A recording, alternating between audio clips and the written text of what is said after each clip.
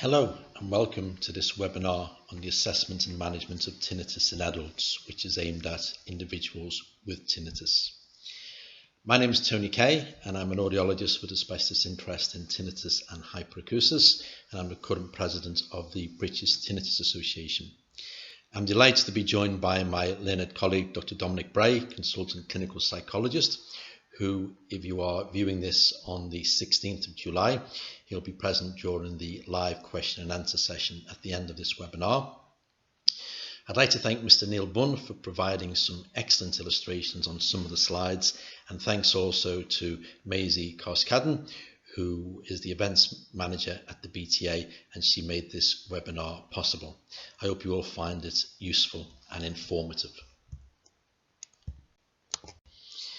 If we can set some boundaries,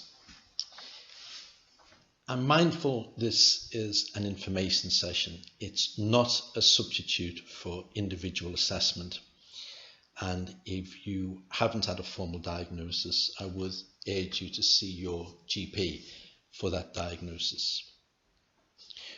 During the live questions and answers, we're unable to answer specific questions about individual cases. We can't answer any questions beginning with I or my. We can only answer general questions about tinnitus. And I apologise in advance if we touch on a raw nerve. You know that living with tinnitus can be tough emotionally, and particularly these times we've been living through have been particularly difficult with the COVID virus. And if you are low, please reach out and talk to somebody that you trust. Talk to your GP, healthcare professional. There is the Samaritans, the BTA have a helpline, and there are crisis management teams available in your area if you need those extra support. Again, if you're live on the 16th of July, using the chat box, if you're able to and willing to share, it would be great if you could type in what would be better in your life if you found this webinar useful. For example, what would you be doing more of? And I can give you about 15 or 20 seconds if you'd like to share that with everybody.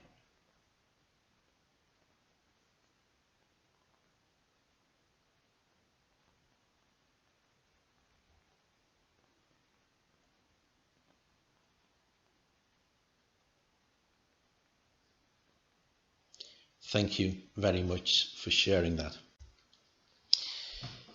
Let's start off with some hope. We know that the way a tinnitus patient is diagnosed has a huge impact on how they move forward with the condition. And three important facts: you're not alone, support is available, and believe it or not, evidence shows that there's a significant decrease in the impact of tinnitus over time. It does get better, and studies have shown this, and my own clinical practice concurs with this. It does get better with time, so please be hopeful. Again, using your chat box if you're willing and able, and there's no prizes for this, but if you can give a figure of how much you think tinnitus costs the NHS each year.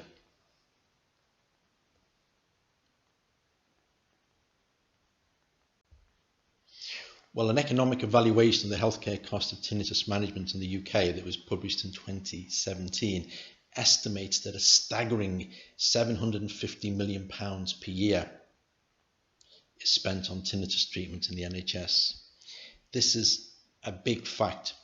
A lot of money is being spent on tinnitus. So clearly, aside from improving the quality of life of those with tinnitus, if we could find the cure, there's a definite financial benefit if we did find the cure also. Big fact.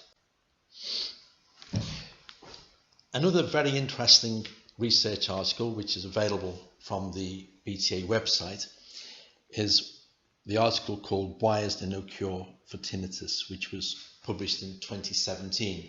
And there are a number of challenges.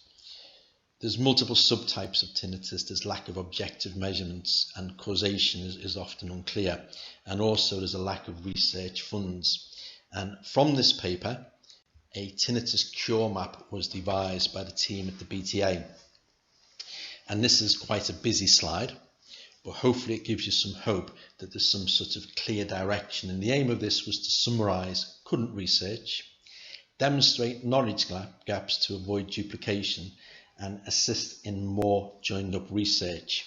And if we could just focus on one small area, the top right hand corner, looking at the subtyping of tinnitus. Not everybody will have the same type or cause. For example, meaningful subtyping cures may be different. The treatment for head injury induced tinnitus may be completely different for tinnitus that is called somatic tinnitus. Many of you may have tinnitus that can be changed by head, neck or face and eye movements, and this is called somatically modulated tinnitus. So different treatments or therapies may be indicated. So the research is on for this. And hopefully again this will give you some hope. There was a tinnitus roundtable event held at the House of Commons earlier this year, and it got together some key people in the tinnitus field, people with tinnitus as well, and the group helped map out a way forward for tinnitus research. It is on Matt Hancock's agenda, although the current coronavirus will obviously have taken something out of this, but there's calls to action. And what we want is to commit 1% of the health service cost of treating tinnitus towards research to find cures. So it was great information that we found. It cost an estimated 750 million a year. So if just 1% of that goes into research per year, that would be a staggering 7.5 million dedicated to research. This is one of the calls for action. Also, we want to build a long-term infrastructure to ensure that there is capacity to deliver the quality and volume of research needed to make real progress. And we also want to prioritise studies that will help establish key foundational knowledge for tinnitus research. We want to identify tinnitus biomarkers, tests that can actually show the tinnitus is present and the severity of the tinnitus. We want to develop reliable objective measurements of tinnitus, and we want to identify different tinnitus subtypes. And if you have not signed a petition already, I would urge you to do so. I think few of us would disagree that the budding teenage musician that's playing his drum kit into the early hours of the morning would be annoying. If you're trying to listen to your favourite TV programme and someone's digging up the road outside, that would be annoying. These are clearly loud sounds, but a tap dripping at night, that rhythmic drip, drip, drip, it's not loud, but it can be extremely annoying, particularly if there's an emotion attached to that dripping tap. If your friend's a plumber and they've promised you they're going to fix that tap and they haven't come round to do that, every time you hear the noise, you start getting wound up, annoyed, upset, seething. So the sound does not have to be loud to be annoying. Also, characteristics of different sound. If you imagine fingernails on a chalkboard, I think 99.99% of the population would think that that sound is troublesome and annoying.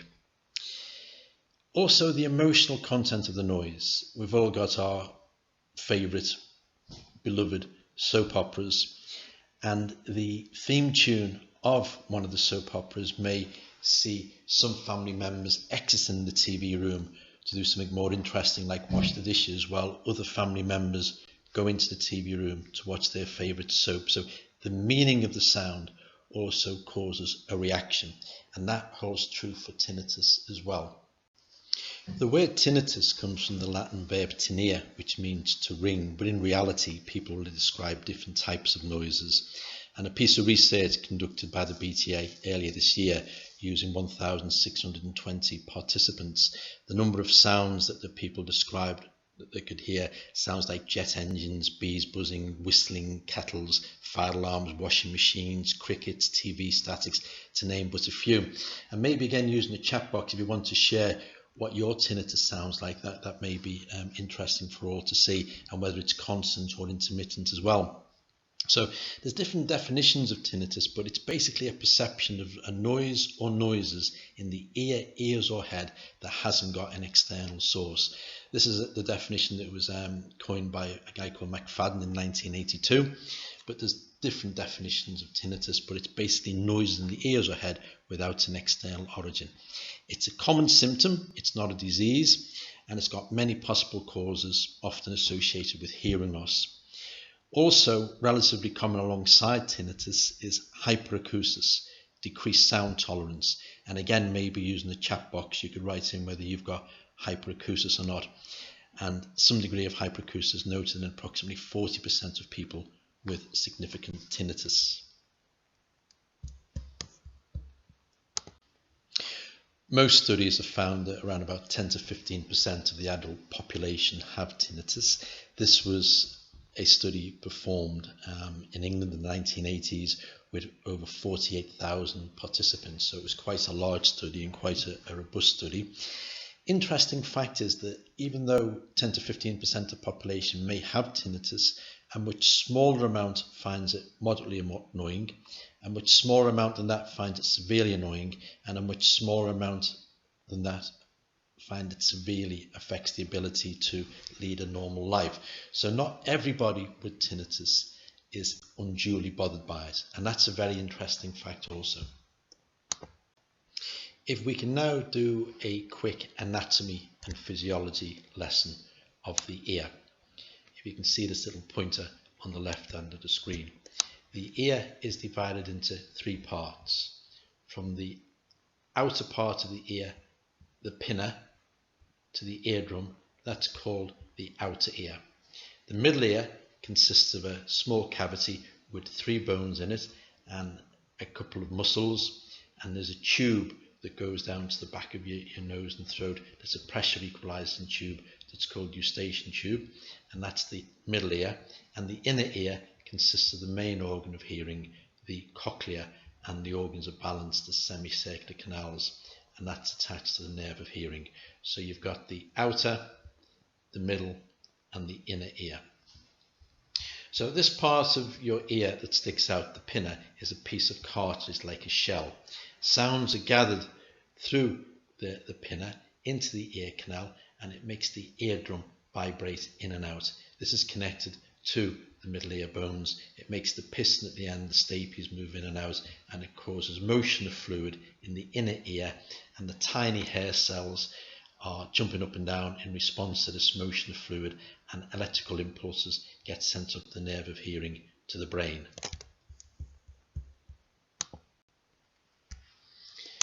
So we've only reached here so far, and before you actually hear the sound, in the main part of the higher hearing center called the auditory cortex, on each side of the head here in this cross section of someone's head with the brain, and sounds are highly processed as they go up the hearing pathway, and this is where sounds that are meaningful the brain tunes into.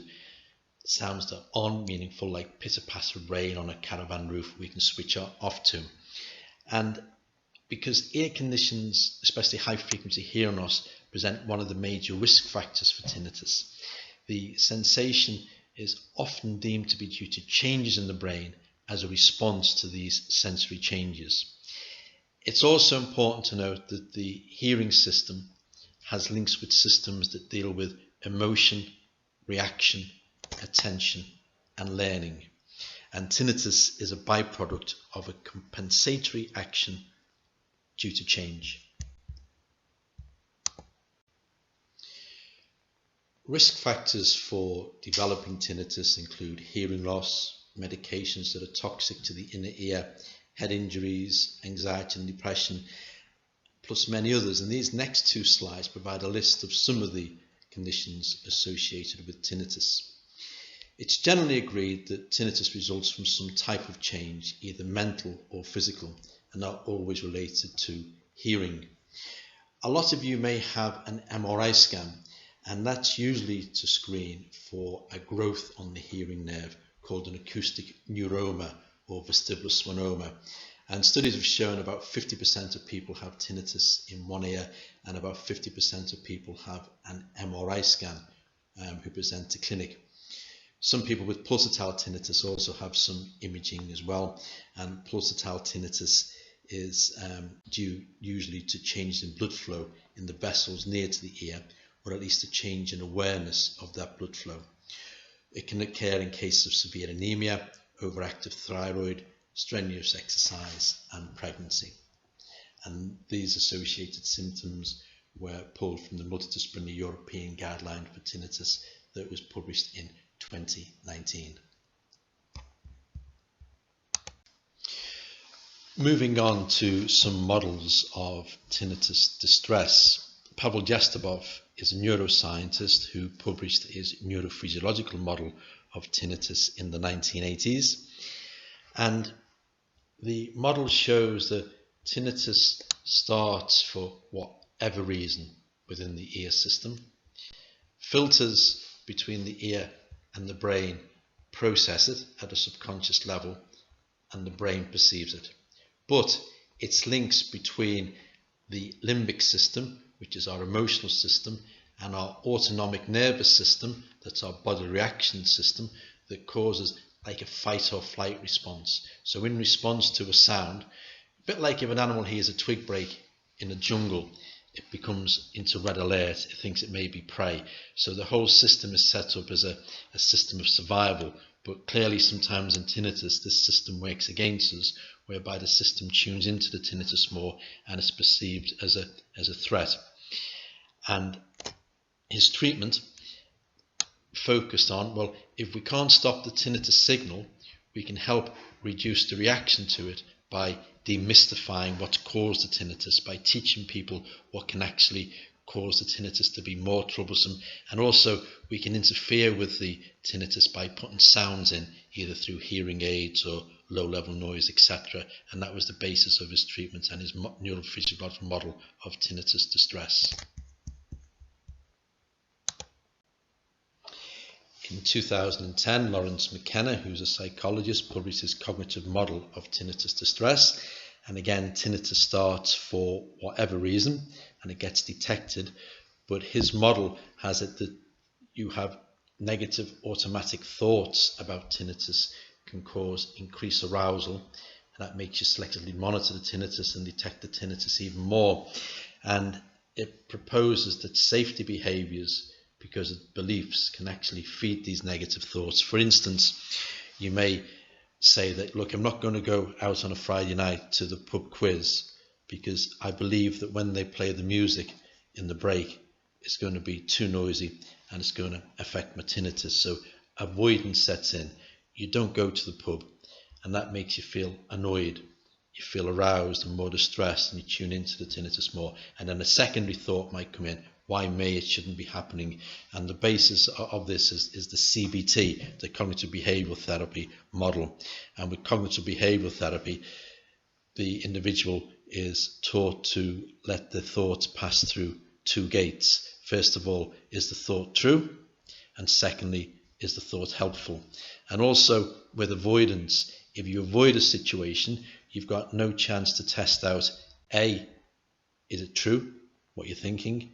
And B, even if it is true, will you be able to cope? Another model of tinnitus was proposed by Will Sedley and colleagues in 2016, an integrative tinnitus model based on sensory precision. And this model is based on predictive coding. There's already spontaneous background activity in the hearing pathway, which is a tinnitus precursor. A precursor, again, is a Latin root in that it's something that happens before something else, and this is normally ignored.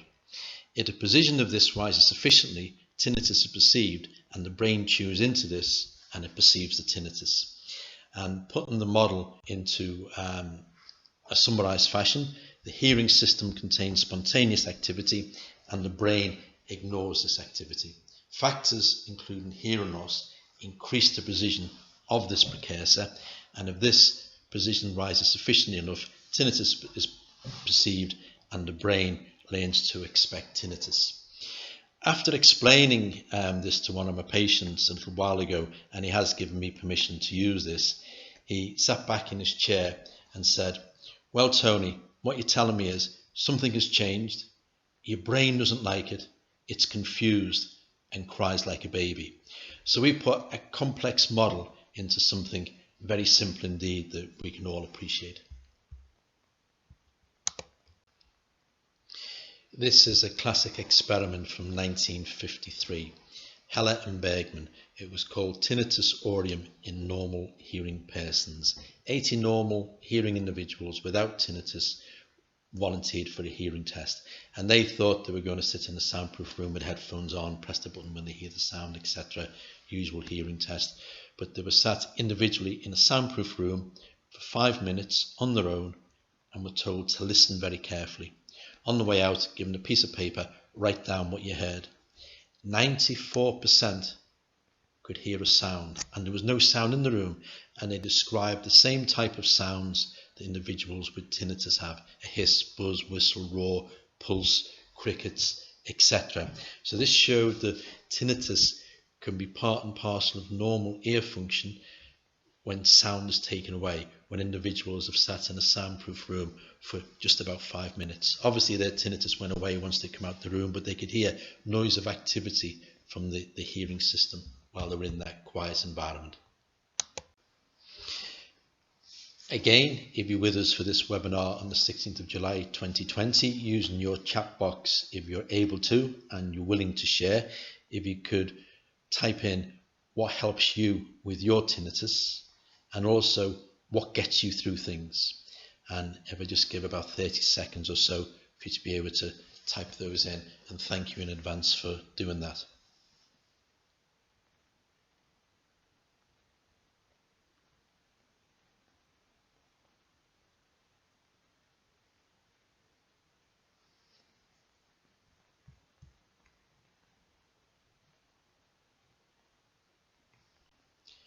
Thank you.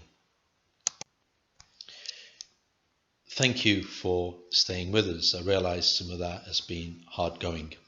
If I could now turn to tinnitus assessment and management, the NICE guideline that was published earlier this year, 11th of March 2020, so it's still reasonably hot off the press. And NICE stands for the National Institute for Health and Care Excellence.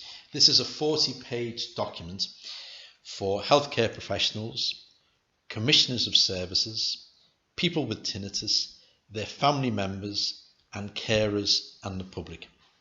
And on the first page, if I could just read verbatim about these guidelines, the recommendation in this guideline represent the view of NICE arrived at after careful consideration of the evidence available. When exercising their judgment, professionals and practitioners are expected to take this guideline fully into account alongside the individual, this is very important now, the individual needs, preferences and values of their patients or the people using their service.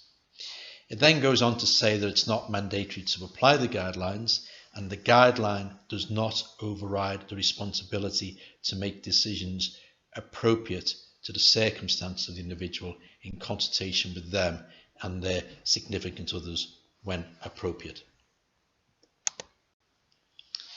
Tinnitus support was defined by the committee as a two-way process of information given and discussion to help understand the difficulties and goals of the individual with tinnitus. And tinnitus support, it states quite clearly, should be given at all stages of care. A discussion with the person with tinnitus and the significant others when appropriate, their experience of the tinnitus, including its impact and any concerns. Based on any identified needs, agree a management plan with the person, taking into account their preferences, and discuss the results of any recent assessments and the impact of the results of those assessments on the management plan. The guideline then moves on to talk about tinnitus information, and it states quite clearly to reassure at the first points of contact with a healthcare professional that tinnitus is common. It may resolve by itself. It's commonly associated with hearing loss, but it's not commonly associated with underlying physical problems, and there are a variety of management strategies that help many people live well with tinnitus. Now, this is almost always usually in primary care in the UK, and the GP is the or other primary care practitioners, sometimes an advanced nurse practitioner, etc. They're the gatekeepers for referral into secondary care. into ENT and audiology services. But first line management, once the ear's been examined in primary care, the wax is usually removed if that's necessary. Ear infections are treated, and any other underlying problems are usually addressed in primary care. And then further information to be given at all stages of care. The content should be tailored to the individual needs of the person with tinnitus. A discussion of what tinnitus is, the cause and the future. And I think we already mentioned before, the future, the prognosis is the annoyance caused by tinnitus normally gets less with time, and in some the tinnitus may resolve by itself anyway. A discussion about what can make it worse, and examples of these are stress can make it worse, and also exposure to loud noise. Safe listening practices, advice on ear protection. A discussion about the impact of tinnitus, particularly around sleep and mental health problems, is paramount, and a decision about what investigations to be made, and obviously the results of any investigations, and we'll talk about those in a second.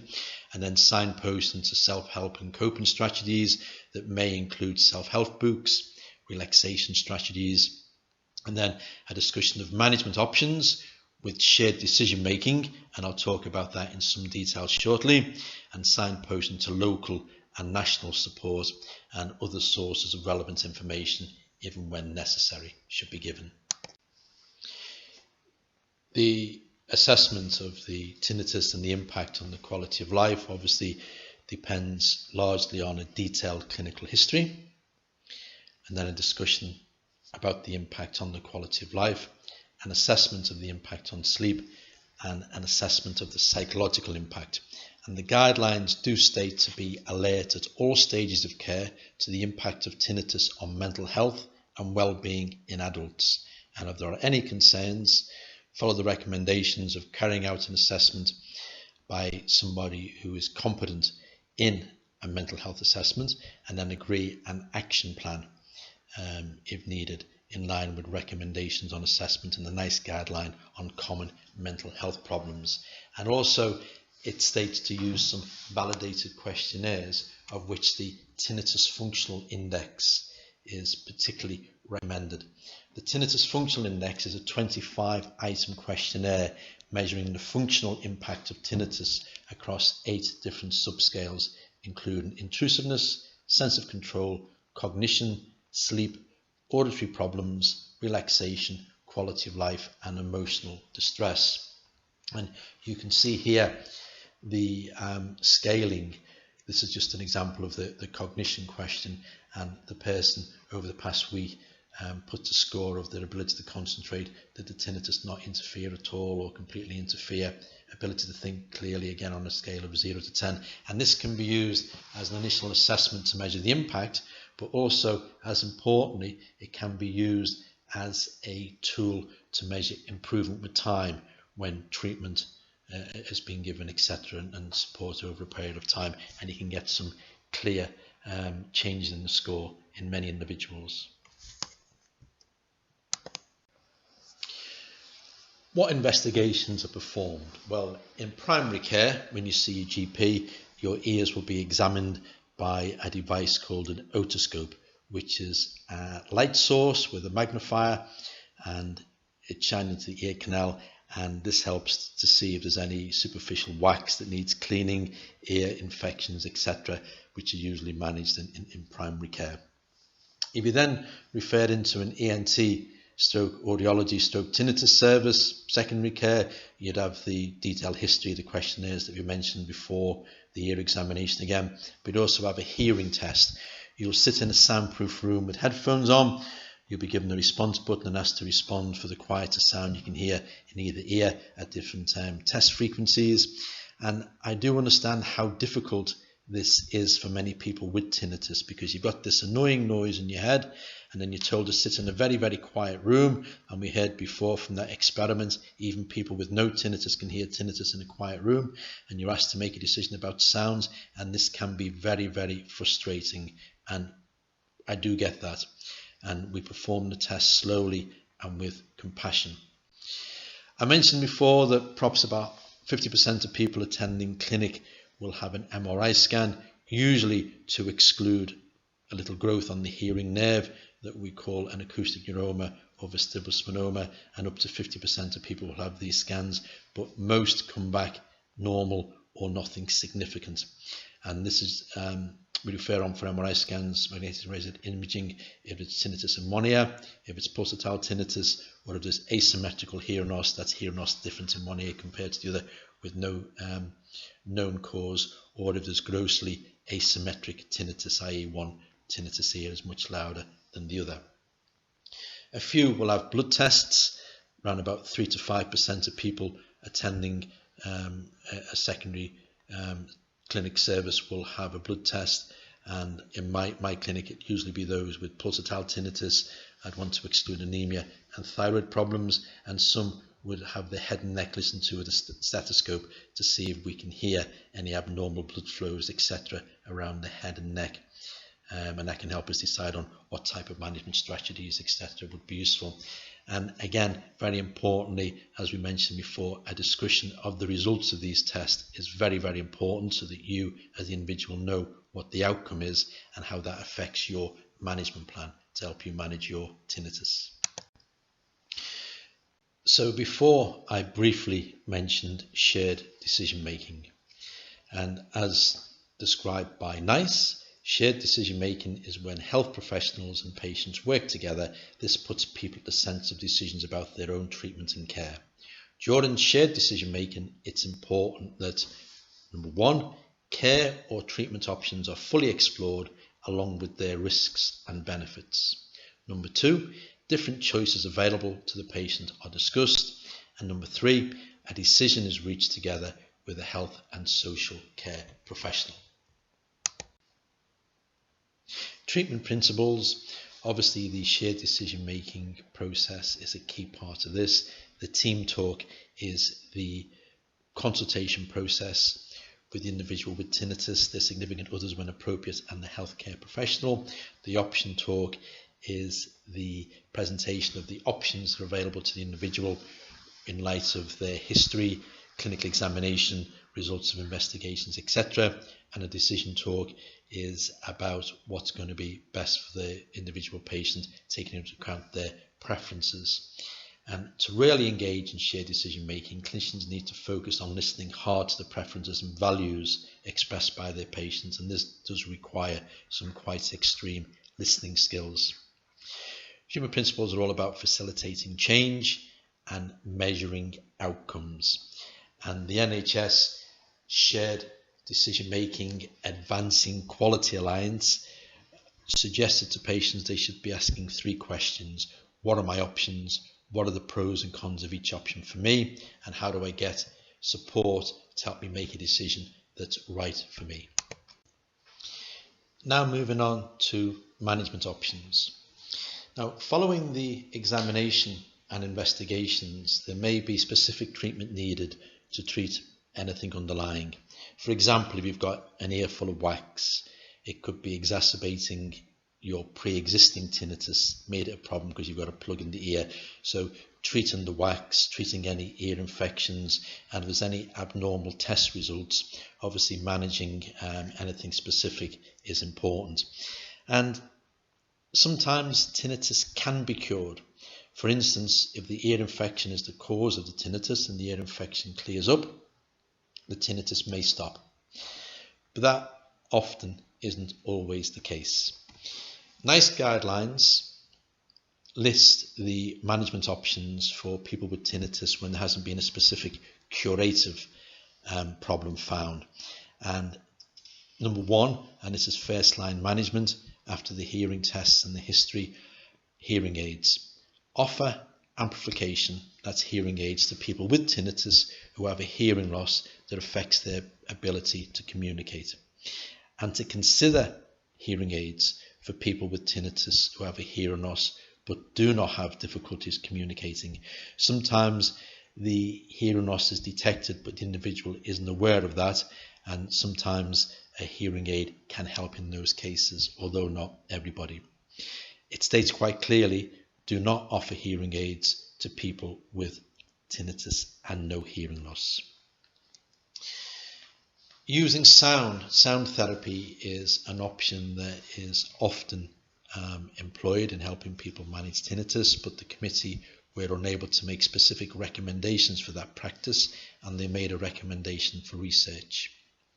For psychological therapies for people with tinnitus related distress, they considered a stepped approach, and those that still have significant problem following the first line tinnitus support, they recommend some psychological intervention provided by psychologists, and this could be in a group base, it could be one-to-one, or it could be via the internet.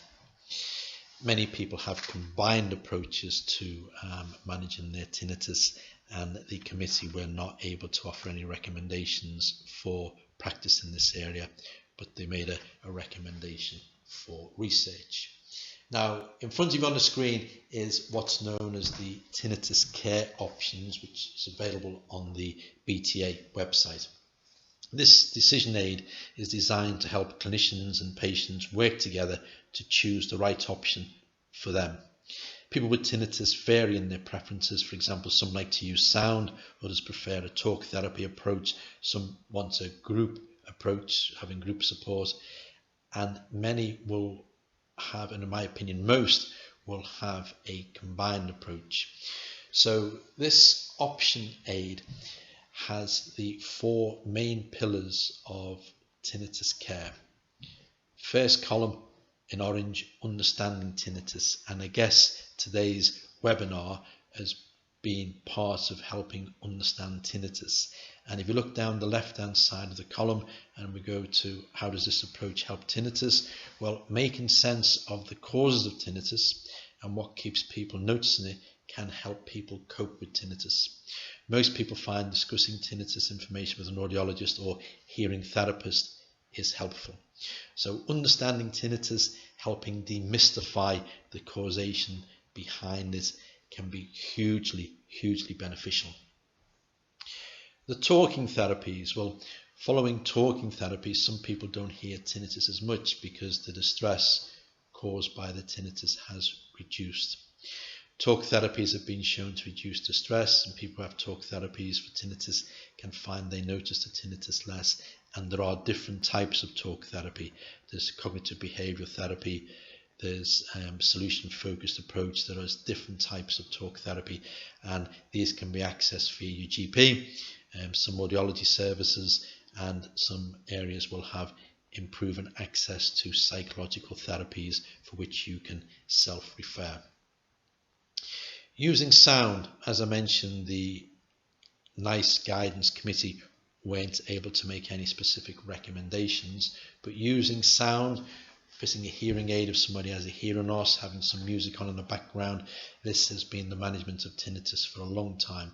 Some people find it helpful to put a radio on in the background when they come into a quiet setting. Others use more relaxing sounds, and this is the key. The type of sound that you find pleasant and relaxing is very individual. Same as music is very individual. What you like, what I like, what Dominic likes, it's going to be many different things. So it's finding a sound that you find comfortable, pleasant and relaxing. Moving on to group support. I'm a big advocate of group support. I facilitated a tinnitus support group for 12 years.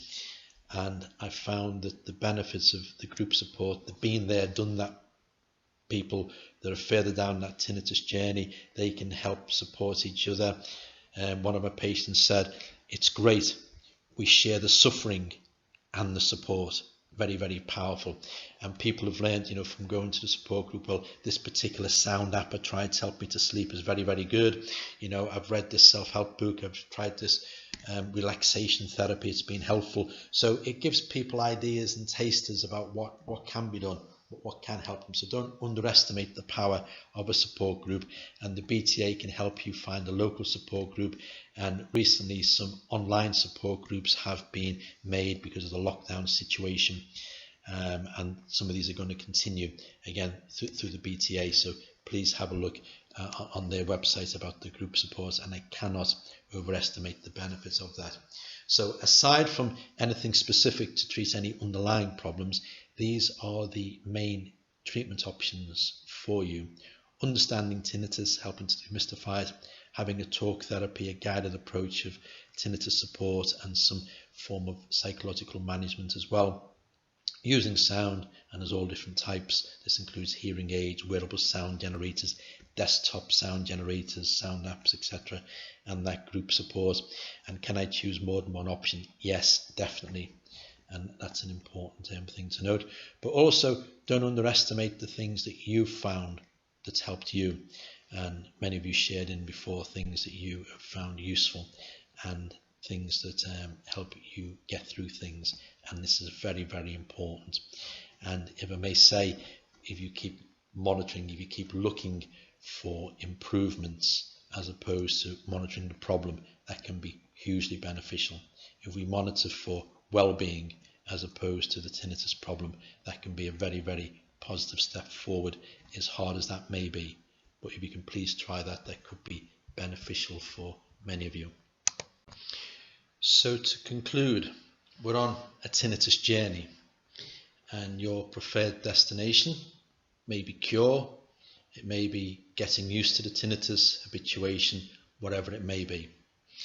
Now, Keith Bold, somebody living with tinnitus, wrote a very persuasive story about his journey, and this was published in the BTA Quiet magazine summer 2013, and he spoke of the agnostic position, a twin track approach, and this is a very useful yes and dialogue.